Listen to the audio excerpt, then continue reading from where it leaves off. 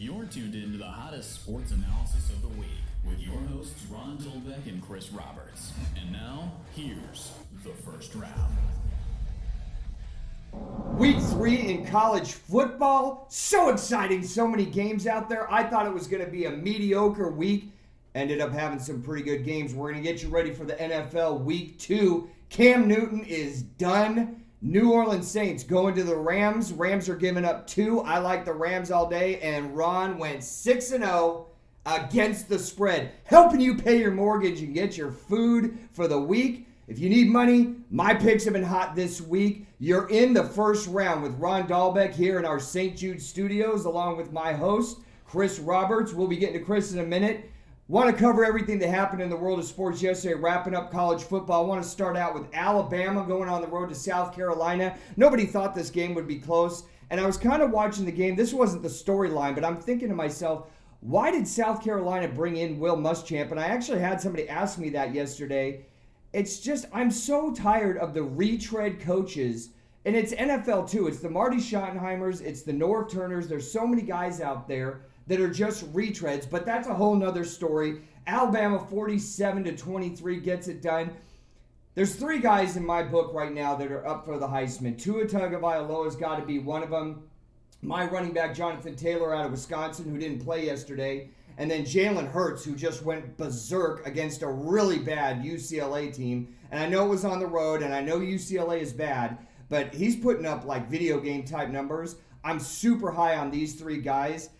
Tua, 28 out of 36, 444 yards passing with 5 overall touchdowns. I am just loving that.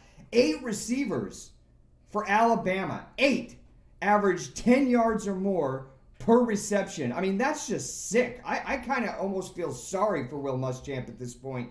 How do you stop that? And they always have running backs. They always play smart. They don't beat themselves. They've got great coaching. They have talent all over the field. Alabama, is anybody getting tired of the fact that it just looks like, again, it's going to be Alabama and Clemson? And I know preseason we were talking about this, but now it's happening right in front of us. I'm not so sure I really want to see Alabama and Clemson again. I'm going to get to the Clemson story in a little bit, but Alabama definitely took care of business. So I'm a University of Florida grad. Florida played at Kentucky yesterday, 29-21. It wasn't that much of a disparity in the game as the 8-point differential because Kentucky played their butts off. And I'll go into this a little bit later, but if you're a Florida fan, you've got to be concerned with Dan Mullen right now. And I'm not saying he's on the hot seat, but I'm definitely turning up the temperature about 5 to 8 degrees right now. We've got to start seeing player development. And just off the top of my head, the secondary yesterday, the only word I could use is sorry. Too many penalties, missed tackles, missed assignments, and you got a backup quarterback that was really, for 75% of that game, going up and down the field on you. That's unacceptable. They get it done on the road, 29-21. The big story in that game, though, was Felipe Franks in the second half goes down with an injury. It looks like he's going to be out for the rest of the season. I kind of think this is a blessing in disguise. And I know for all of you that have been watching and saying, well, you've been hammering on Felipe Franks. I hammer on Felipe Franks because he's not good. That doesn't mean I want to see him get hurt or anybody else in sports and get injured, because I don't. But this could be a blessing because after he went out, the Gators scored 19 points and didn't give up any and ended up winning the game and coming from behind on the road to what I think is a tough Kentucky team. I'm not putting them up there in a B-plus type team in college football, but they're a solid team. They have a solid coach. Stoops has definitely taken them to what I think is their next level, not the next level, and that was solid competition. Iowa State yesterday playing for the Cy-Hawk Trophy. Iowa gets it done on the road in Ames.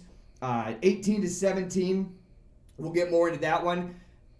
I'm starting my new fireclayhelton.com website today. I know there's going to be 1 million hits on it, and most of them are going to be USC fans. So, first of all, he's under fire at the beginning of the season with all kinds of pressure that this year has got to be the year we got to start producing. He's 32-18 in his first 4 years. He's getting $4 million a year.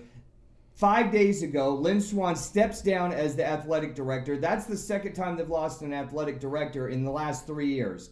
and they went on the road to BYU, were giving points, and end up losing. You know, more of the story in this game was what I actually think about BYU.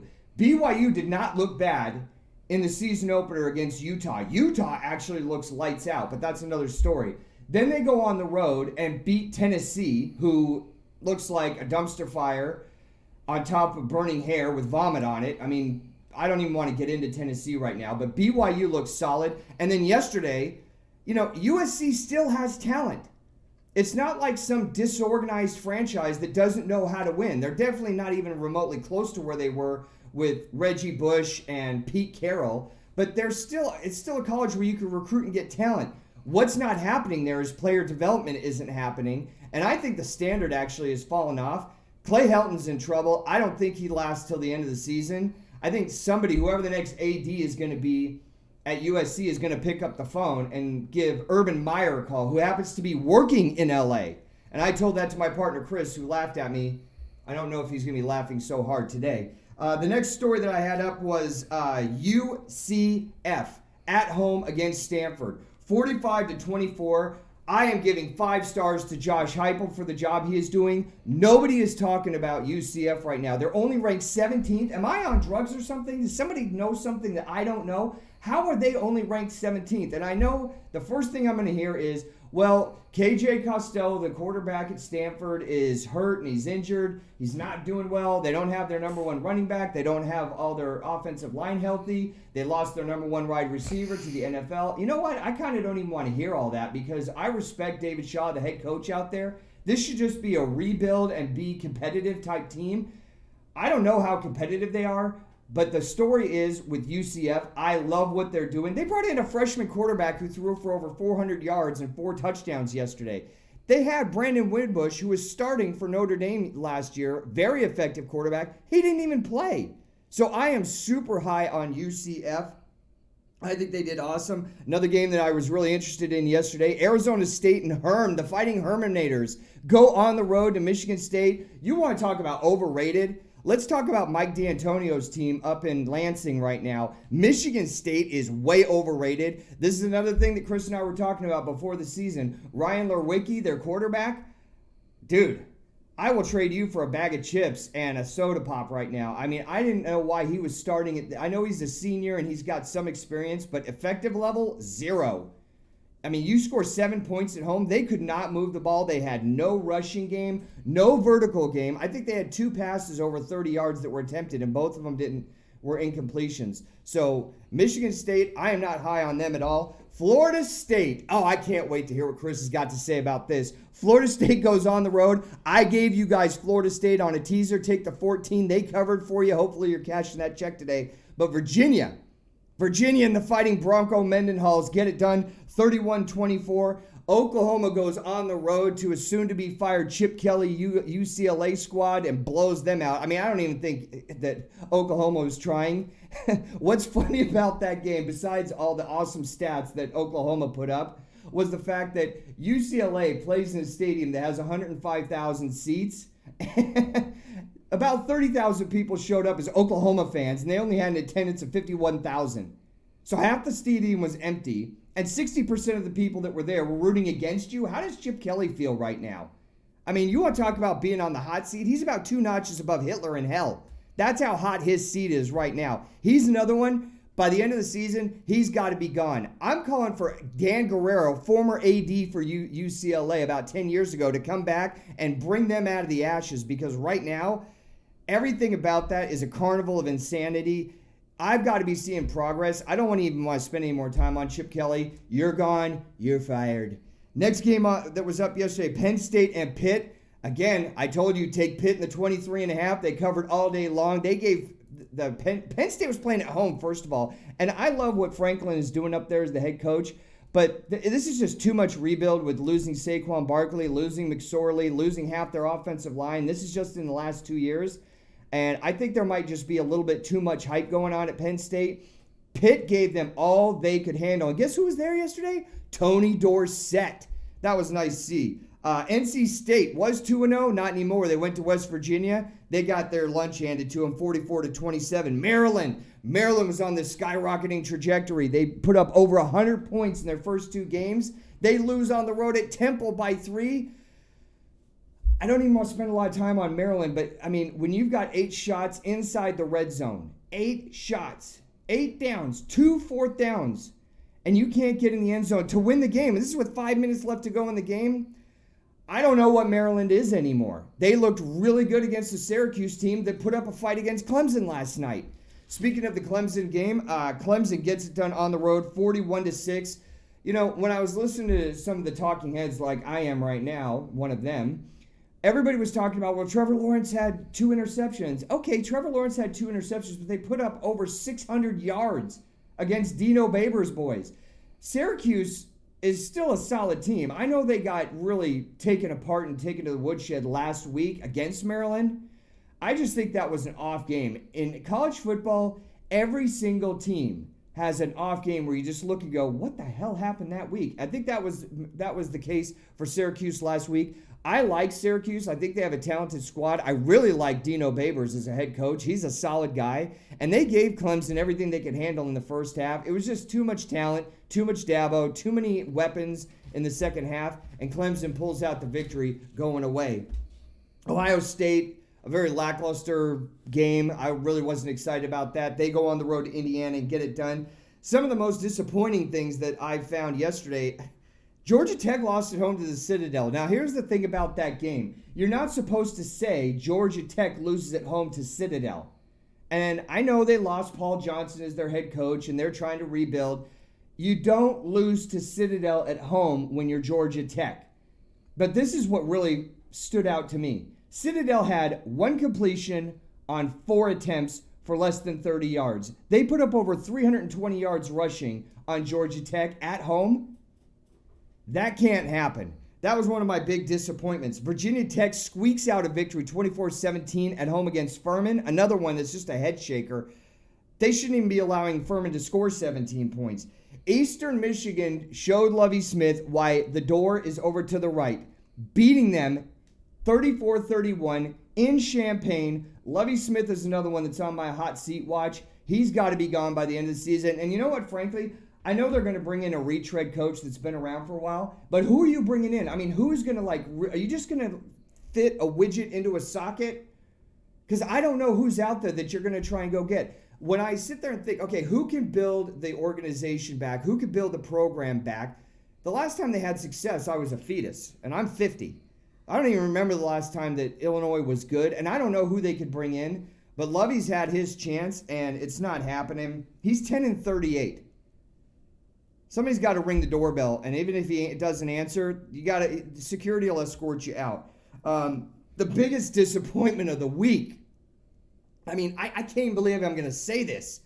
Kansas, 48 points on the road, 320 yards rushing, and Boston College manages 24 points. Steve Adazio, you cannot let that happen. I'm hoping that a lot of the alumnus are on the phone right now, calling your house personally, wanting answers, because this kind of performance demands an answer. How do you give up 48 points? I mean, I can't even say it. There's no place in my head. 48 points to Kansas. Kansas played at home last week against the College of Charleston, for crying out loud, and didn't even manage 20 points. 48 points and 320 yards rushing? What the hell's going on? You know what? Steve Adazio and BC, I'm hitting the man button on you guys. You're double secret man card probation. NFL, week 2, I'm super excited. I love what happened in week 1. I think we know why, because Tom Brady went for 341 yards, which was amazing. More amazing than that is their wide receiver core, and N'Keal Harry hasn't even started playing yet. I don't even want to hear about the Antonio Brown stuff. It doesn't even matter if Antonio Brown has 1 reception, 1 yard, 1 touchdown, even if he's not on the team. This Patriots team, their defense, Dante Hightower's playing lights out. Kyle Van Noy is playing lights out. Kyle Van Noy, lights out on defense, lights out secondary. They don't make mistakes at home. They have the best quarterback ever. They have the best wide receiving core. They have the best coach ever. They have the best organization and owner ever. And on top of that, Their offensive line is looking good. By the way, have you seen any of their running backs? Sony Michel is one of the best young, promising running backs. He runs tough. Has anybody seen Rex Burkhead run yet this season? He's playing out of his mind. And we haven't even started talking about James White. We haven't talked about Edelman. We haven't talked about a 6'4", 240-pound Josh Gordon who runs a 4.4 40. It's just absolutely sick. And guess what? It gets better this week. Not only did they dismantle a very good Pittsburgh team, I think that was a fluke. Pittsburgh just wasn't ready, but it was more about what they were going up against than them not being ready.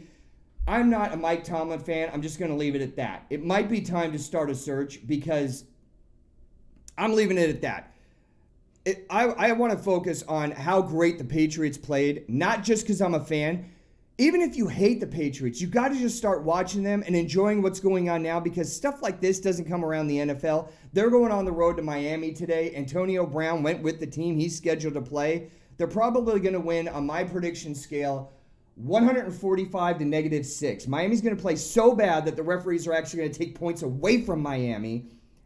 And I feel bad for Flores, the new coach. He was the DC at New England last year.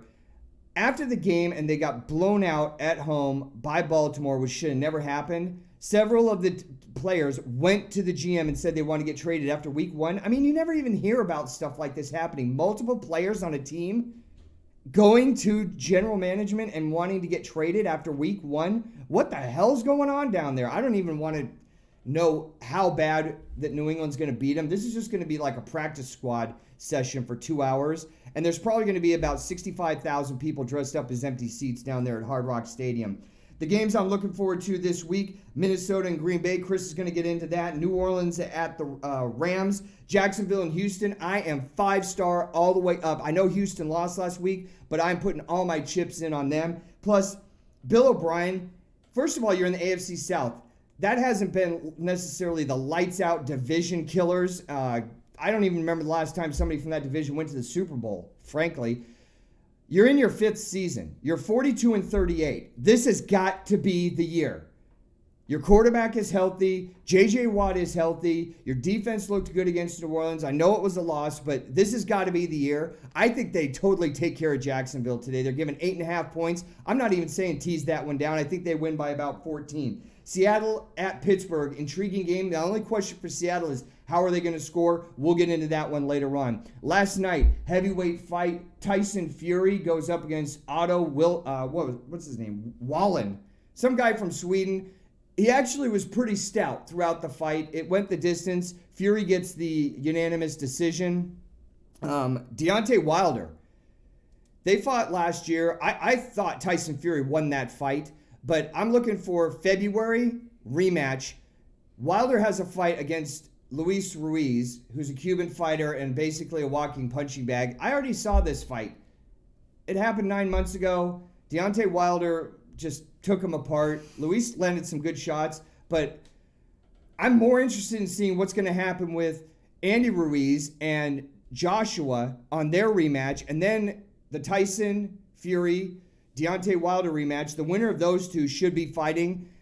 This is what's wrong with boxing is we don't get the fights that we want with the fighters that we want to see when they're in their prime. I have a great example. How about Pacquiao Mayweather? I mean, that was about 6 years after I really started getting interested in it, and then it was a flop. Give us what we want. Don't let money be the deciding factor of holding us on and giving us these sandbags against the contenders. I don't want to see that anymore. Justin Gaethje, MMA last night, stops Cowboy Cerrone, who I really have a lot of respect for, but at 4 minutes into the first round, it was just too much.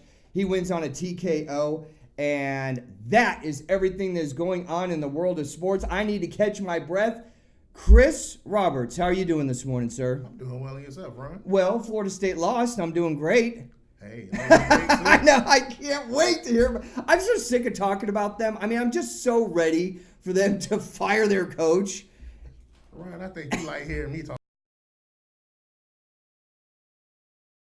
About the real Florida State, because the Florida State, what we know about them and what the fans think about them, the fans are still holding on. They're not sick of their coach yet. They're willing to give him more time. I'm not at that point. I'm not emotionally connected, and I don't hate Florida State just because I'm a UF grad. I'm not. I know bad when I see bad. But Ron, I'm emotionally disconnected as well. And I'm alumni, so. Yeah, you are now, right? Yeah. So yesterday, Alabama goes on the road, and I don't want to say they look pedestrian, but it just seemed like when they wanted to turn it on, Tua turns it on. I mean, here's my thing about Tua is I like everything about him except his height. Right. So when he goes to the NFL, I see Baker Mayfield as far as talent-wise, Right. but maturity level, way light. He's just light years ahead of Baker Mayfield. You're not going to have those kind of problems. Right. I don't know how he's going to translate to the NFL with his stature. Well, I mean, everybody said the same thing about Drew Brees. Drew Brees is also a very short quarterback. Okay, but he's the outliner. Right. You'd agree with that. He's the exception. That's not the rule. Well, I mean, you say the same thing about Russell Wilson. I mean, you got to think their skill sets are the same. So, with Tua being able to also run the ball just like Russell Wilson can, and Russell Wilson is again, he's a short quarterback. Running quarterbacks in the NFL don't work. But at the same time, he can also stay in the pocket and pass the ball, and he does go through his progressions, which has been something that Alabama has been doing as of late. I mean, before Alabama generally was a run-first type of offense. Now, you can actually say that Alabama probably has 3 of the best wide receivers in the nation right now. Yeah, I could see that. I mean, I would put some of Clemson's guys up there. I would put who's the guy out of Oklahoma? CeeDee Lamb. Yeah, you have Lamb. I put CeeDee Lamb out there. But yeah, they have great wide receivers. And look, I know they're going up against South Carolina and Will Muschamp, the man who's committed to mediocrity. Right. I mean, I was actually kind of shocked that they would even put up 24, but that was at a point where I think Alabama kind of took their foot off the gas. Right. What's bothering me is that this is just setting up to be Clemson, Alabama again. Well, you also have to see how LSU plays out too, because I think LSU will actually play a lot into deciding whether it is Alabama and Clemson again. You're right. And while we're on the subject, so if somebody is going to give us something besides Alabama against Clemson for the 4th time, or they've met 4 times, this would be the 5th time, what about Ohio State? I think Ohio State can probably win their division. However, I think when it comes down to a playoff, I still will go with either Clemson or Alabama over Ohio State. Yeah, it's 1 and 2, and then there's a definite fall off. Clemson. Let's talk about Clemson and Syracuse yesterday. I think Syracuse gave them all they could handle for the first half, but there's just not enough ammunition in the gun right now when it comes to Syracuse. I think they have talent there, not on the level of Clemson or anybody else in the top 10. Right. And I think they have a good coach in Dino Babers. They definitely have a good, fan base. I mean, they sell out the Carrier Dome even when directional schools show up. But so there was a concern with Trevor Lawrence. He threw 2 picks, but you're still putting up over 612 yards in offense against a pretty stout defense. Right. And their top wide receiver yesterday had 141 yards in the first half. But even though he's putting up those type of numbers, his QBR has still dropped off, by 30%, by 30 points. I mean, last year he was 100. He had 158, QBR. However, this year he's dropped down to 128. That's a cause for concern. 30 points over a year. I think he's having a sophomore slump. I don't know if it's a sophomore slump or not. I'm not hitting the panic button on Trevor Lawrence at all because I think he's, super mature for only being a freshman, everything he did last year, now in his sophomore year. Yesterday he goes 22 for 39 for 395 yards, 3 touchdowns, and 2 interceptions. I'm not really concerned about it. I saw him running a little bit more yesterday, which was a little out of character. I know he can move, but he's the kind of guy it's like you only move if you have to. Otherwise, just throw it out of bounds or take a sack. And I don't know how much we learned from them beating Syracuse on the road yesterday the way they did. I mean, yesterday in the second half, I think at halftime, Dabo Swinney went in there and was like, look, let's turn on the power for a little while and pull away from this game. Right. Another game I really wanted to talk to you about was Florida goes on the road to Kentucky, and I'm concerned if I'm a Florida fan right now. And I will be too. I was just looking at the game yesterday, and I was actually shocked to see Florida actually losing to a backup quarterback. They were actually down, 22-10. And I was kind of shocked. I'm like, why is Florida losing to a backup quarterback to a Kentucky team who I can't necessarily say they were an inferior competition, but at the same time, you have basically all of your weapons. You're just missing your star receiver. You're one of your top receivers. That's it. So to see that Florida was actually down in that game, in that type of environment, being that they have a mental edge over Kentucky, I didn't understand what was going on there. You know what? It's got to come down to player development with Dan Mullen.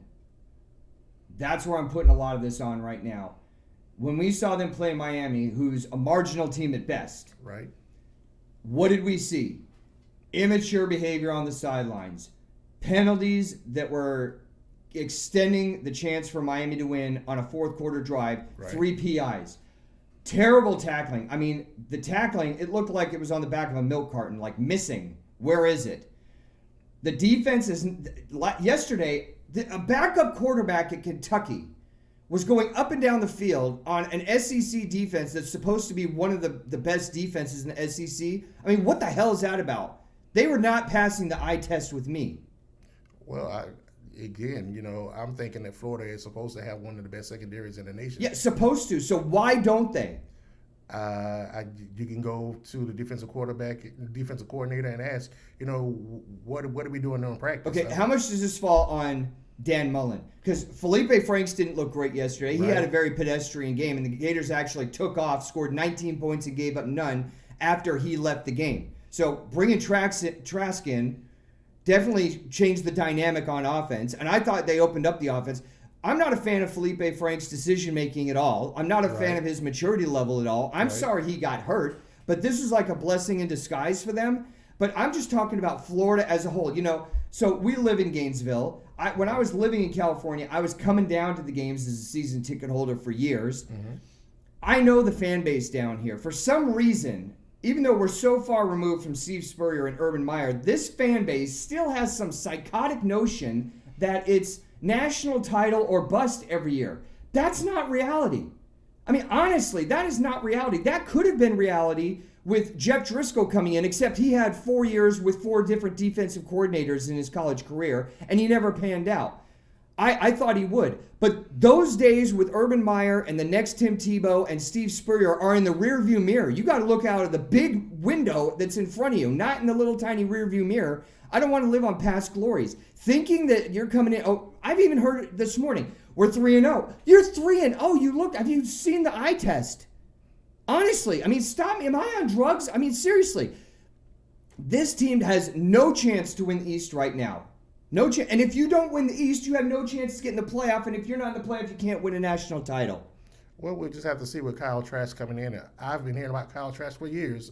Talking to a lot of my friends who are diehard Gator fans, and they were saying how Kyle Trask was supposed to be the heir apparent, and for some reason, Felipe Franks continued to get the start. Okay, so let's put the whole quarterback situation on the side burner. I'm just talking about the performance that we see this year as a whole from the Florida Gators. I mean, that Miami game was embarrassing. Right. I don't want to hear, well, we won and pulled it out and good teams pull it out. No, good teams put away teams like Miami in the first half.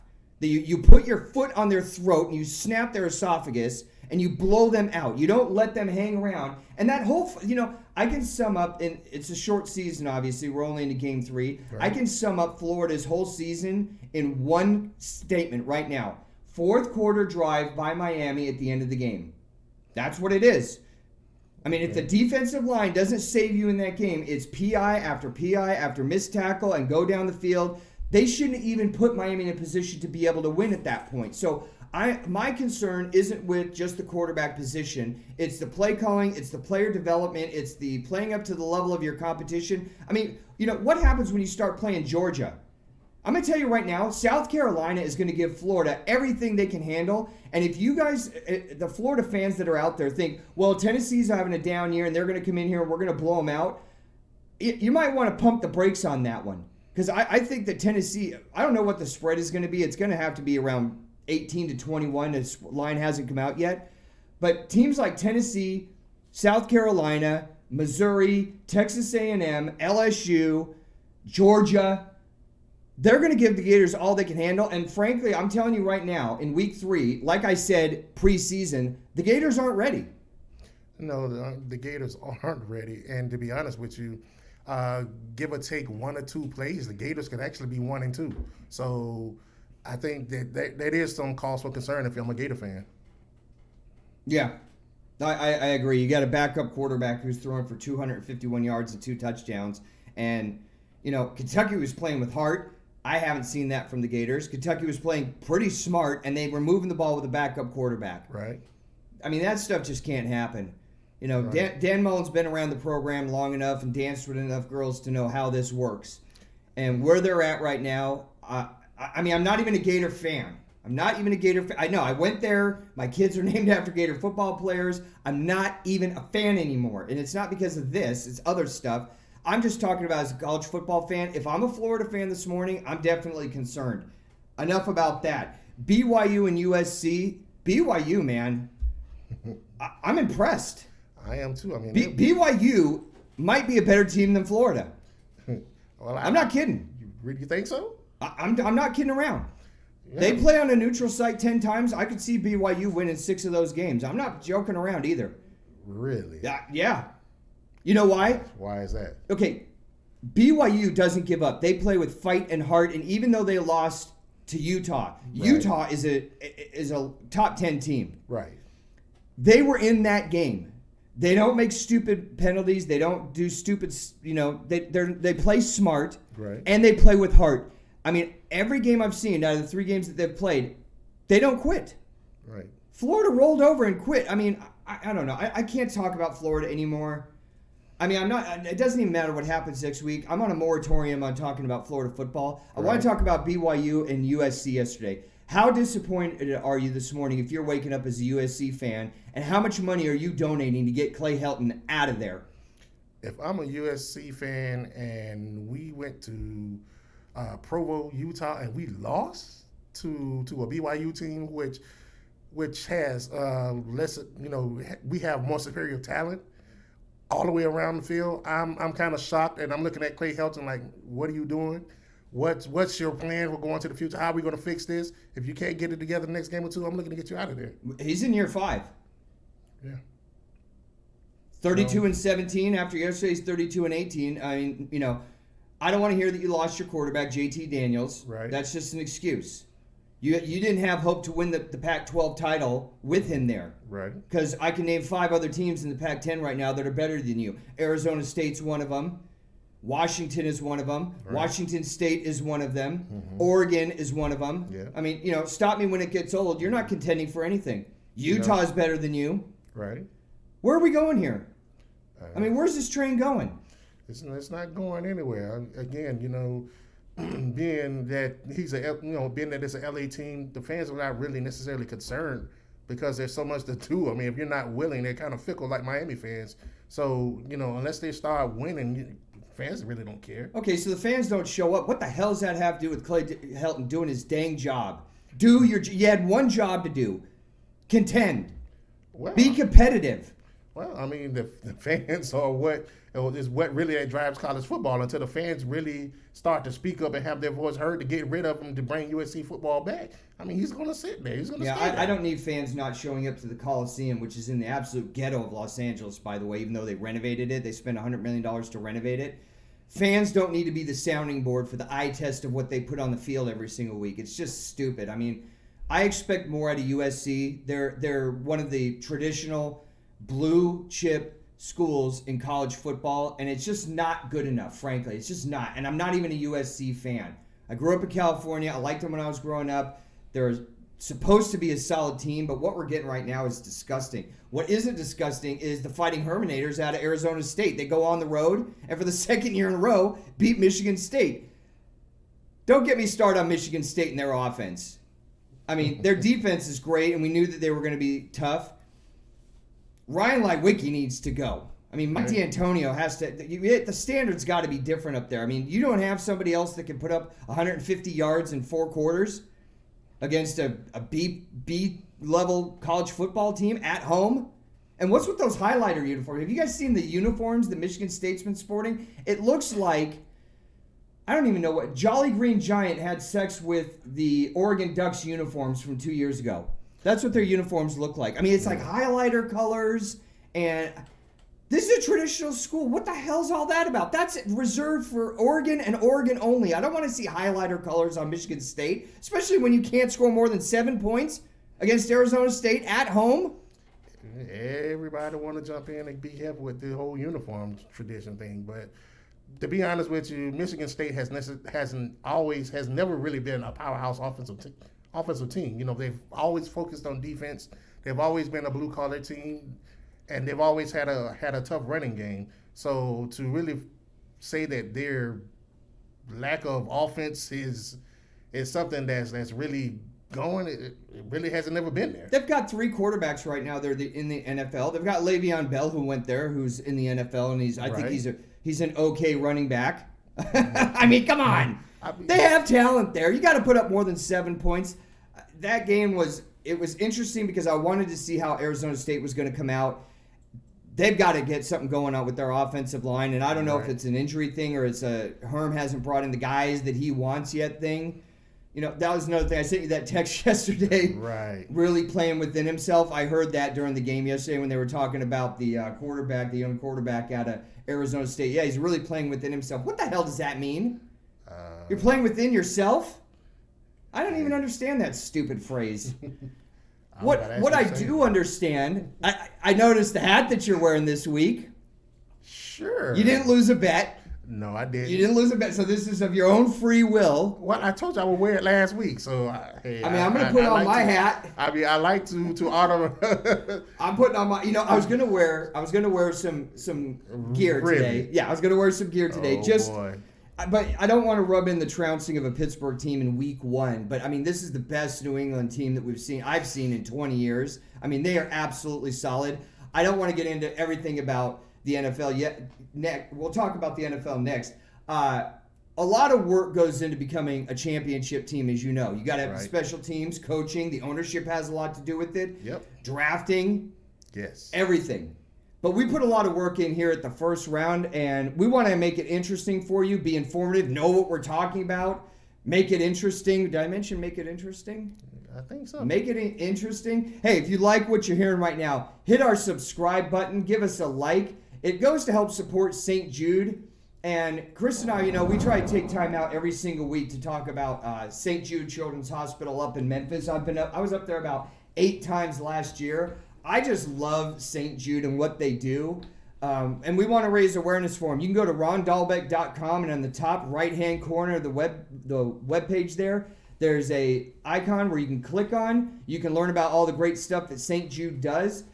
And you can donate to them. You know, $5 out of your paycheck doesn't seem like a lot. But when you go on St. Jude's website and learn about how they're helping families and children. I mean, if I get sick, that's one thing. But if a child gets sick, they can't provide health care for themselves. You know, St. Jude never sends a bill to the family for any work done on any child ever for any reason. If that doesn't make you want to send $5 to St. Jude, I don't know what will.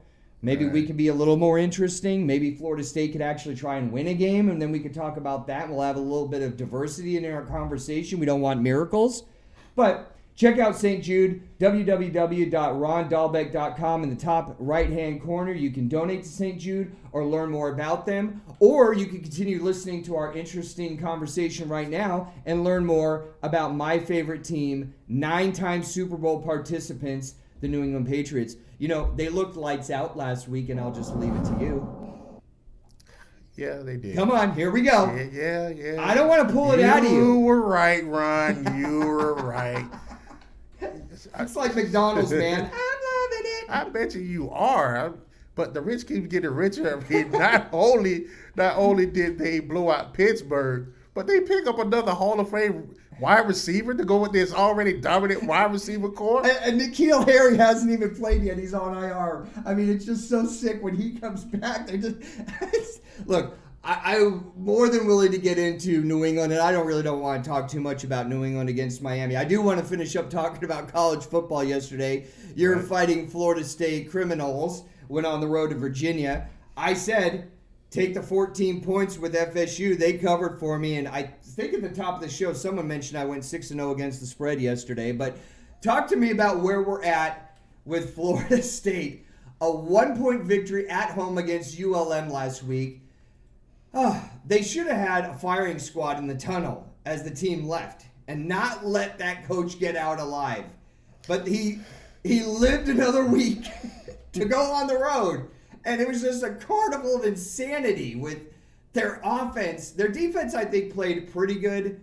But I'm done with James Blackman. I mean, it's just not working out. And I don't know how much of it is him. I don't know how much of it is the coaching staff. I don't know how much of it is the two stupid colors that they put on the uniform.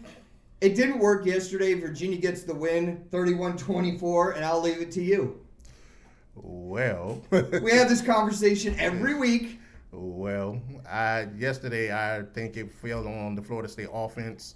They typically could not move the ball when they needed to. They when it came down to the third quarter, we needed Florida State to actually move the ball. They did not do it. They didn't get Cam Akers the ball like they should have. And then when it came down to the fourth quarter, when we actually needed James Blackman to actually perform to his job description, he missed wide open plays. And so you had Tamarian Terry on that final drive. He missed him.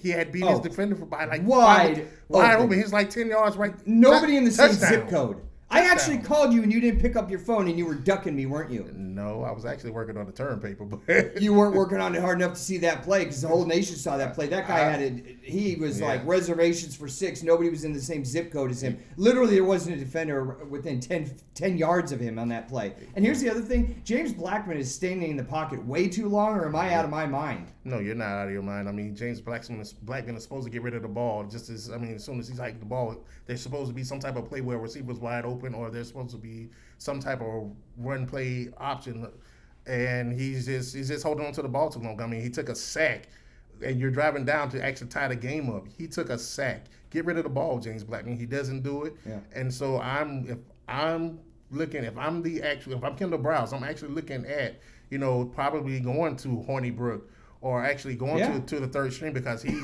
James Blackman is not grasping the offense and it's not looking good. Somebody at the beginning of the season told me James Blackman had captured the respect of the team. Yeah, I mean, I don't remember who that was. Yes, that told me that. Yes, that was me. With their inside sources. Yes, that was me. He captured the team, but just because you captured the team doesn't necessarily mean that you may be the best fit for the actual position. So they've got to go with Hornibrook next week again. I mean, you have to go either He's Hornibrook, the transfer out of Wisconsin, either Hornibrook or Jordan Travis. You have to do something because James Blackman. So why isn't the option to fix Florida State right now? Burn everything to ground and fire your coach.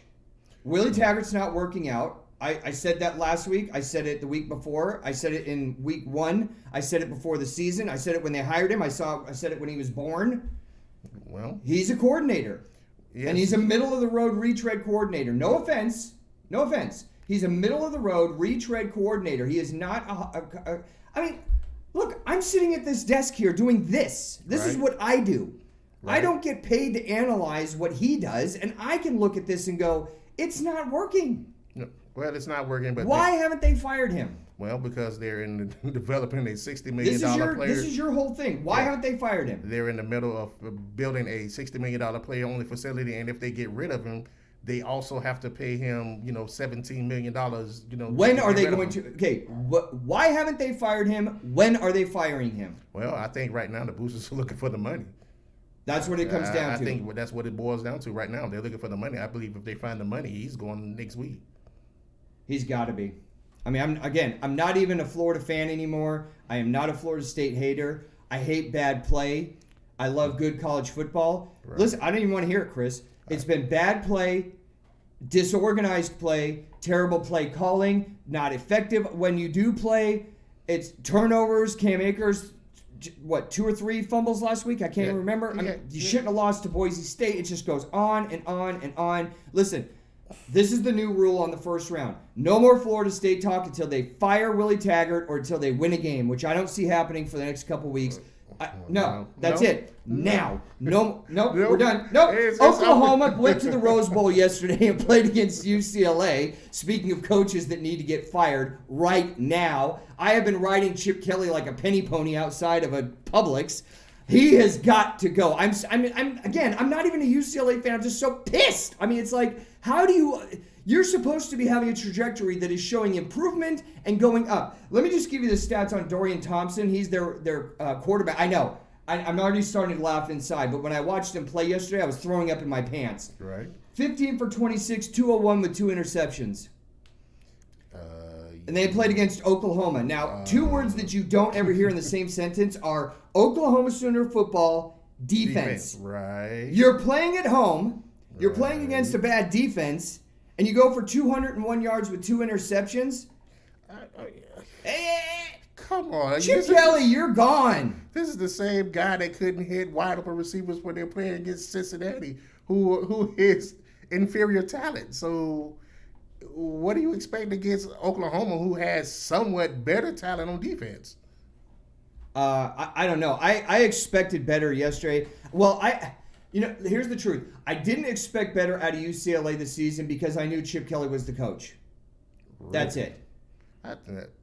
It's just rebuild. Look, it's when you get to a point, it's just like Florida State. When you get to a point where you realize it's not working, you have to start putting the gears in motion to get on a different trajectory, whether it's bringing somebody else in and firing that guy or starting your search committee, which everybody does now. I mean, you pay like $1 million to these companies to go out and find your coach.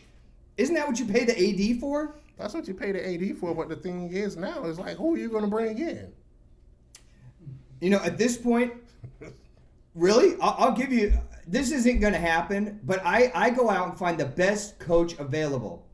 So I go to Lincoln Riley at Oklahoma, and I throw a bunch of money at him. It's like, how bad do you want to rebuild your program? Do you want to throw $2-3 million a year to guy Chip Kelly in your second year? You're sitting there scratching yourself going, where's the gun that I can put in my head?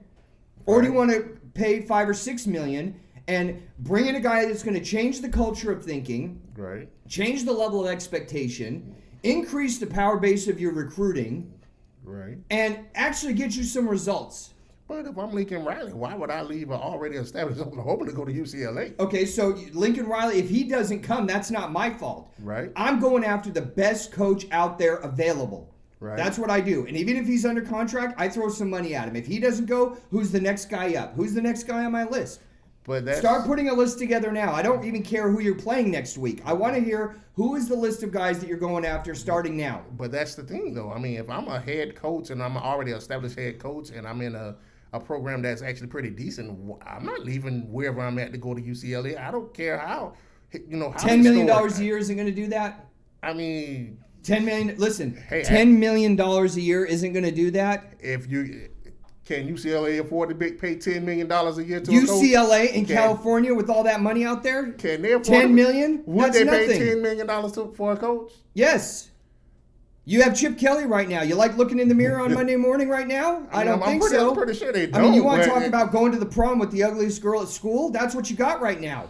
Right? I mean, I'm serious, man. Yes, $10 million. I'd throw $8 million at Lincoln Riley right now. $8 million, Lincoln Riley won't think about it. That'll get the gears moving. He might not come. I'm not looking at that with California and those high taxes. I mean, you're talking about $8 million a year. But you think about the state think about the California state taxes. I'm staying in Oklahoma. Chris, I like you, but I'm starting to lose respect for you right now, and I'm going to hit the man button on you in about 10 seconds. You're going to be on double secret man card probation. We're talking about college football and rebuilding a historic, and you're talking about California taxes? I'm chilling. I'm already in Oklahoma. I have an established program. All right, we're done. That's it. Good. We're going on to the NFL talking about my team because I can't have this discussion with you. If you're not committed to winning, I don't want you a part of my team. Chip Kelly is committed to mediocrity. You're fired. Hey. I'm not seriously. That's the bottom line. Then you go out and find the most capable guy that's going to turn around your program now. I don't want it getting turned around in a year 2 or 3. And right now I don't see any results. So you're fired, and I'm going to go get the best guy available. But to be honest with you, UCLA they're probably going to have to find probably the best offensive coordinator or somebody like that in the nation to come over because I just don't see. Yeah, and who would that be? I can't tell you whoever that is. You know what? You have the look on your face that all the UCLA fans have this morning. Yeah, but what happened last night? What happened this season? What happened with all the promises Chip Kelly made? I don't know. You know what's going to happen? I'm going to tell you right now. UCLA is going to put up with this garbage for the rest of the year and say, well, we just got to give him a chance. Yeah, like you did with Mora, and how'd that work out? Exactly, but if mediocrity. You can't get Lincoln Riley, I'm going for his offensive coordinator. I mean, that's what I'm looking for. I'll give you another name out there. Why don't you bring in Brett Venables? Throw $8 million at him. Brett Venables is not leaving Clemson. Get the hell out of here! You are not. Am I talking Clemson? Did I say Turkish lira or German Deutschmarks? I said $8 million. You can throw $8 million. That guy's not leaving Clemson. Okay. That guy's been at Clemson forever. I don't even hear you right now. Taylor, Son of God producer, his mic is on mute. I'm not even joking around. I can't listen to this nonsensical insanity carnival in his head. State taxes, Brave Venables won't come. $8 million's not enough. I mean, what world are you living in? Not leaving Clemson to go to UCLA. If I had a promise from Brett Venables' agent that at the end of the season he's coming to UCLA, I keep Chip Kelly on for the rest of the season. I throw $8 million over at Brett Venables and I say, come out here and fix this mess. Do you know how many people have been trying to get Venables from Clemson? At $8 million a year? Do you know how many? Zero. How many teams? Zero. That are better than UCLA? None. At $8 million a year, none. Better than at $8 million a year. At $8 million a year, but it doesn't matter the teams that were better than UCLA. Your whole argument is indefensible. No. Your argument is. You know what your argument reminds me of? Evolution. Scientifically indefensible. I can't stop. Mute. I'm serious. No. Mute. Until you take your smart pill and start breaking the Prozacs in half, I'm not listening to you talk about UCLA. Let's go on to people that are really getting paid $8 million a year in the NFL. Tell me about last week. I know we touched on it a little bit. New England, I'm serious. I'm not even talking as a fan. They look as good this year as I've ever seen them. Right. I mean, this team looks better than any other team in the past 20 years. Right. That's it, right? Right. What am I paying you for? I mean, hey. What do you mean, right? Right. I mean, I'm agreeing with you. Hey, I'm not a diehard Patriot friends. I'm not going to just jump on their bandwagon. It's not a bandwagon. We've been doing this for 20 years. Hey, like I said, right. Okay. Right. So, right. I'm agreeing with you. Okay, so I just want to sit back and listen to you tell me about how great my team is. Well, Tom Brady looks like he'd be playing till he's about 65 if they keep having a team like this. I know, and N'Keal Harry hasn't even played it down this year. And now we're adding Antonio Brown. Here, while we're on Antonio Brown, I'm so sick of this subject anyway, but I just want to talk about this for a half a second. Why are these guys on ESPN coming out and saying Antonio Brown shouldn't play this week because he's been given a chance in the court of law and been convicted of what? Seriously, when did we get to the point where we start accusing people of stuff to get them put on the commissioner's exempt list so he doesn't pay? Because, next week, we're playing against Houston, and I think Deshaun Watson is a great quarterback. So, 2 weeks before the game, I'm just going to put a plant out there with some woman, give her $50,000, say, hey, Deshaun Watson sexually assaulted me. No trial, no guilty he's not been convicted of anything. We just want him out of the game. So when do we actually let the due process system go through the process? He's been convicted of nothing. You have somebody out there accusing him of something. I didn't say it happened or didn't. The only people that know are her, God, and Antonio Brown. Right. But when did we get to the point where it's like there's an accusation so he can't play? Well, Ron, this is the culture that we live in right now. Unfortunately, we are in that cancel culture where if someone accuses you, automatically you have to go and sit in the corner and they put you in timeout. Why is that the case? We're in America, right? We're not playing in Kazakhstan or Laos. Yeah, we are in America, and I totally agree with you. However, but that's just the climate that we live in right now. Here's the climate that I live in. The New England Patriots play in a division with the Miami Dolphins, who are a dumpster fire. Right. The Bills, who have a decent defense but can't find their offense for the past 6 or 7 years. And everybody got excited about Shady McCoy, and he did exactly nothing. Don't even go down the list. I will go down the list on you about their draft picks. E.J. Manuel, Josh Allen hasn't panned out yet. Don't even get me started. Oh. And the New York Jets. The New York Jets right now, I don't even think they're the worst team in the NFL because that's got to be Miami. I think they're in the worst position of any team. Sam Darnold has mono. Your best linebacker, C.J. Mosley, is out for the game. Right. Le'Veon Bell is questionable. Mm-hmm. Quentin Williams, your number 1 overall draft pick, lineman, is out for the game. And on top of that, your defensive coordinator, Greg Williams, who I'm not even going back to Bountygate with New Orleans, is getting into Twitter wars and comments and saying Odell who in press conferences, like Odell Beckham who. You're a defensive coordinator. Let's act like we're a little over 13. Seriously, I mean, you've been shaving for, 30, 40 years now. We're not in high school anymore. You're a defensive coordinator in NFL. Right. Okay. They're playing against the Browns. So, basically over the past 10 years, all 3 of those teams in their division have been like a free spot on the bingo board. And the Jets this week have a mash unit for a team. And they are playing at home against my most hated team because of immaturity, the Browns. Well, you got a lot to break down here. So, looking at the video of Odell Beckham and Greg Williams, that whole Greg Williams situation, that goes back years. I mean, you've had players accusing him and his players of playing dirty. That goes back to Bountygate, but we're not trying to stay on that. However, the whole thing with Odell Beckham, I think he needs to just allow that stuff to, whatever happened in the past, let it stay in the past. It's all about playing right now. And that's my take on the whole Odell Beckham, Greg Williams thing. Okay, let's talk about the Browns. Because when we talk about the Browns, we talk about Baker Mayfield, 3 interceptions. One of them was for a pick six. 86% of the time in the NFL, if you throw a pick six, you lose the game. By the way, you got blown out at home by a team that you should have beat. You didn't play well. Your offensive line didn't play well.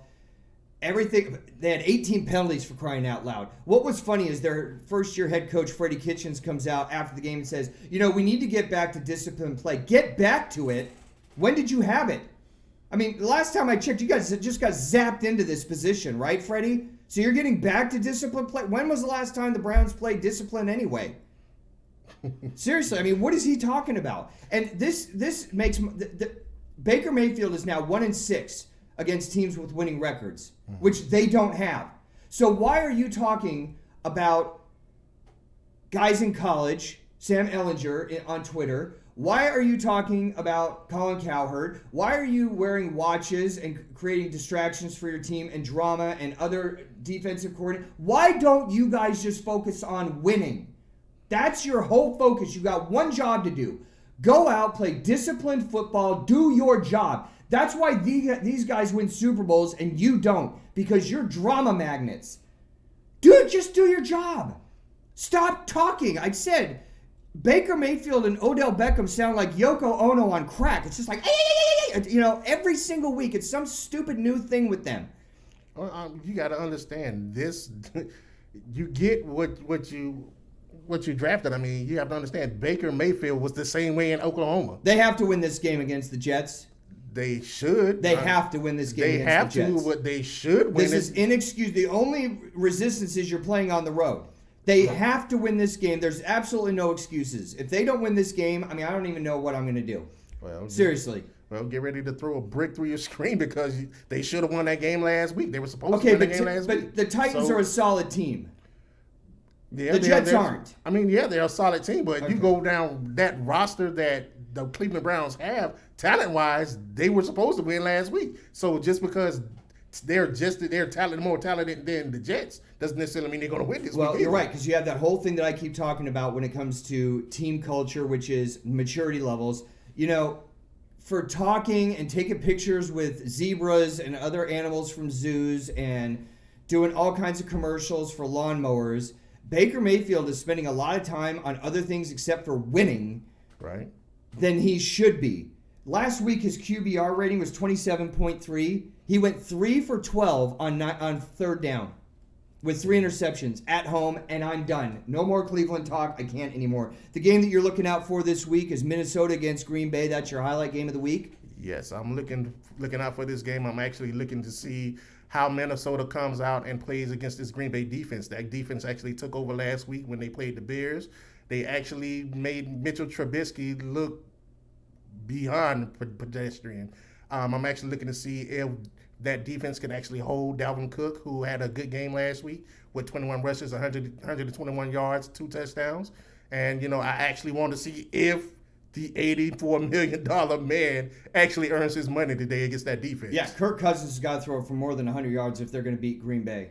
Yes. It's just got to happen. Yes, I'm looking to see if he can actually get the ball to Stephon Diggs, or if Alan Thielen can actually come out and play a decent game this week as well. I mean, he has the weapons. It's time for him to utilize them. Yeah, my 5-star millennial pick, ironclad lock of the week, is Houston at home, -8.5 against Jacksonville. So Nick Foles is out. I mean, who cares?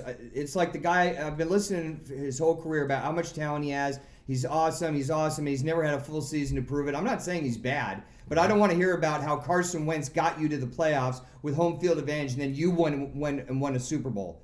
Last time I checked, he didn't win the Super Bowl. Tom Brady threw for 500 yards in that Super Bowl, but that's beside the point. Here's the deal. Gardner Minshew is going to be the starting quarterback in his first game. I think he threw the first 9 or 10 completions of his career.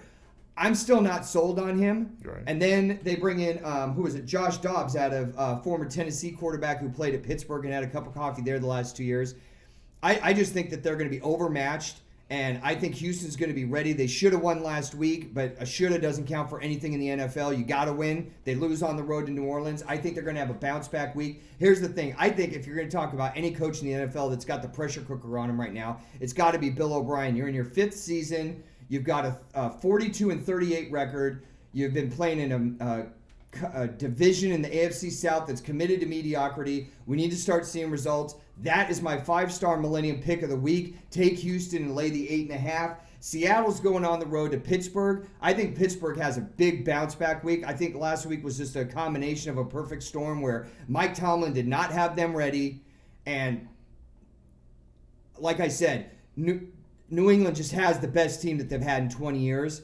But when I look at Seattle, I know you've got Russell Wilson, but it's like, I mean, how are you going to score? You got DK Metcalf, who's going to be your wide receiver on one side. You have Chris Carsons, who's a running back who hasn't done spit. Why they're not starting Rashad Penny, the rookie the second-year player out of San Diego State, I have absolutely no idea. And then they've got the 5th-year player Tyler Lockett, who's a better than average wide receiver. But I'm looking at this going like, I mean, how are you guys going to score?